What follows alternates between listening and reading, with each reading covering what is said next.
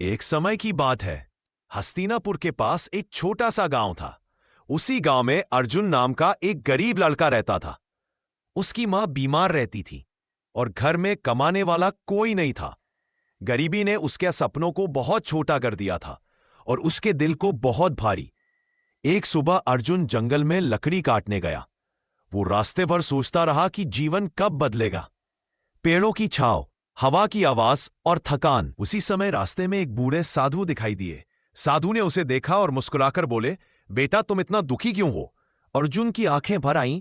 वह बोला, महाराज, जितनी मेहनत करता हूं उतनी ही परेशानियां बढ़ जाती हैं। भाग्य मेरा साथ ही नहीं देता। साधु ने पास पड़ी एक कच्ची लकड़ी उठाई। उस पर उंगली फेरते हुए बोले, यह लकड़ी अभी कमजोर है, लेकिन जब इसे आग में तपाया जाता है तभी यह मजबूत बनती है। भगवान भी किसी को यूं ही नहीं तपाते। वह तब तपाते हैं जब किसी को भविष्य में औरों से ज्यादा चमकाना होता है। अर्जुन धीरे से बोला, लेकिन महाराज, मेरी मेहनत का फल कब मिलेगा? साधु मुस्कुराए, जब पेड़ जड़ से मजबूत हो जाए तब फल अपने आप आता है। तुम बस अपना कर्म करते रहो। समय तय करना ईश्वर का काम है। अर्जुन के मन का बोझ हल्का हो गया। उसे पहली बार लगा कि उसकी कठिनाइयां उसका अंत नहीं, शुरुआत है। उस दिन के बाद अर्जुन बदल गया। वह रोज सुबह जल्दी उठता, ईमानदारी से लकड़ियां काटता, घर लौटकर मां की सेवा करता। अब उसके काम में शिकायत नहीं, समर्पण था। कुछ महीनों बाद गांव में खबर फैली, एक बड़ा व्यापारी नई फैक्ट्री खोलने आया है। उसे ईमानदार और मेहनती आदमी की जरूरत थी। गांव वालों ने अर्जुन का नाम सुझाया। व्यापारी ने अर्जुन को बुलाया, उससे कुछ सवाल पूछे। अर्जुन की सच्चाई और सरल स्वभाव ने उसे प्रभावित कर दिया।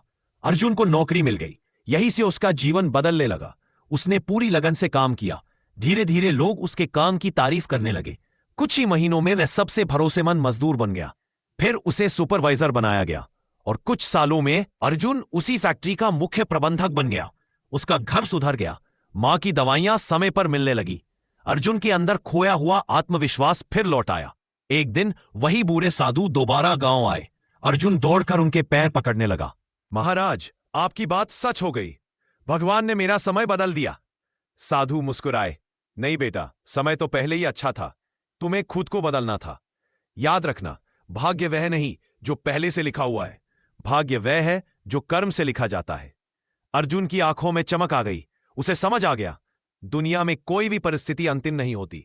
जो खुद को नहीं छोड़ता उसे भगवान भी कभी नहीं छोड़ते।